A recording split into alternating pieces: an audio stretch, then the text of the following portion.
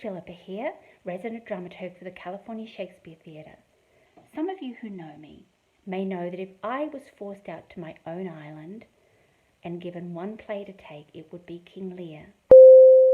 But I'm going to begin this Grove series with another play written in 1607 to 8 that, like King Lear, deals with the loss of identity, with the loss of robes and furs and authority, and with the theme that every human being is a king until they are told that they are not, and every king, every person in authority is but a beggar in waiting.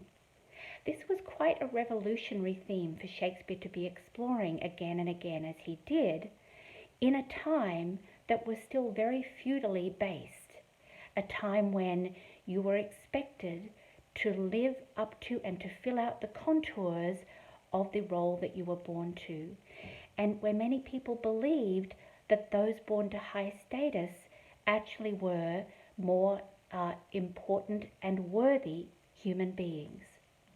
There's a line given by Caliban to Prospero in this play.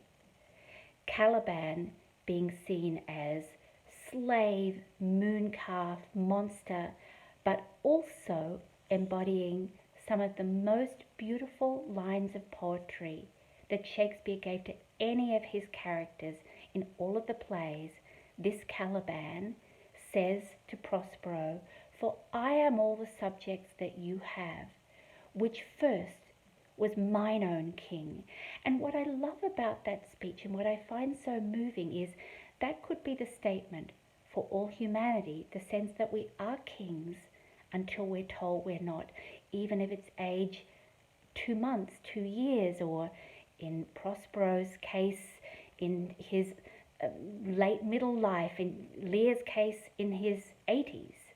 But Caliban knows what it is like to have lost his own authority, and not only that, to have been enslaved. Now, imagine for a moment what Shakespeare was thinking and experiencing as he saw during his own lifetime England continue to take over Ireland, Wales, parts of Europe, vying to do that with France and Spain, and luring people from the Caribbean, from the Americas, from Africa, back to England, where they found themselves enslaved. And that theme of being suddenly made a stranger to yourself is such a resonant one in his plays. How do you cope with not being who you thought you were?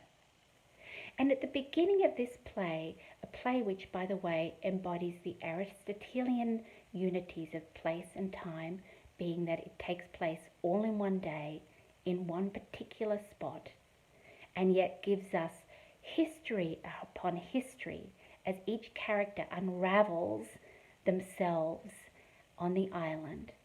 So in this play, Prospero tells us the very long story of how he got to the island. He sits Miranda down and tells her to listen. So his beloved daughter hears how she and her father were unjustly cast away from Milan because Prospero had been absorbed in his magic arts. Now, in that time, magic was not, card tricks. Magic at its highest form was considered one of the great intellectual pursuits of a human being. So it was believed to be able to control the weather, to control people's actions. It was aligned with astronomy, astrology, philosophy, and even medicine. So Prospero had considered it not just his privilege, but his duty to pursue his arts. But his brother Antonio, left to do the day-to-day running of the island, had brought in, with the help of King Alonso, and they had kicked Prospero and Miranda out of Milan. They had gone across the seas in a little bark and landed on this island. So now at last, 13 years later, Prospero gets to take his revenge, because it happens that Alonso, Antonio, and all their servants are coming back from Alonso's daughter's wedding. Prospero wrecks the ship on the island.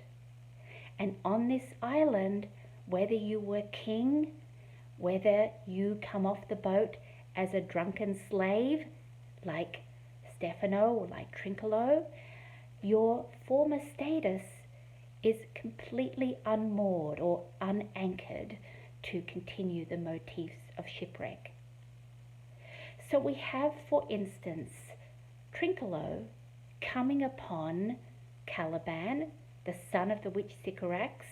So Caliban is the oldest inhabitant of the island, and Trinculo sees him as a monster.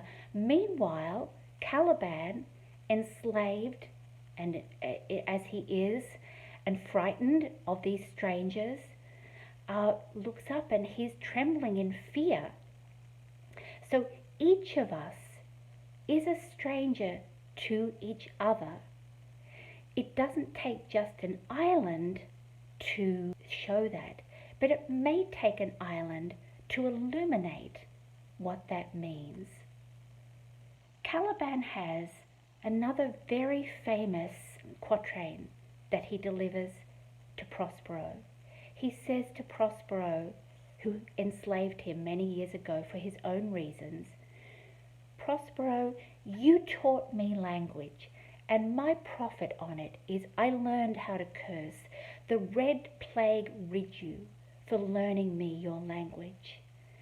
And I think those lines embody the heart of an exploration of colonialism, of teaching your ways to another person, expecting them to internalize them and to live by them, and yet never knowing or never caring, in Prospero's case, because he feels entitled, never really coming to understand what that new language means to that person and how they will integrate it in their understanding of the world. So I love this play so much in its musicality, its beauty, its irony, its poignancy, because it really continues and in a sense almost gives the zenith of Shakespeare's lifelong exploration of the mysteries of being human, the mysteries that follow us right up until the grave. And I also love that at the end of this play, Prospero, who for so long has pursued and trusted one thing, his magic arts, and has valued one thing, his daughter, he has brought this young prince to Miranda's door, but he cannot control the way he feels about it. She falls in love. She's going to separate from her father. And so this lifelong theme that Shakespeare carried forward, the ruptures between fathers and beloved daughters, comes to this point in this play where Shakespeare doesn't have to kill off daughter or father. He simply has Prospero renounce his magic arts and let his daughter go. If you have questions or thoughts to contribute, I'd love to know them. Please write into the Ask Philippa blog or pkelly@calshakes.org. Bye for now, everybody.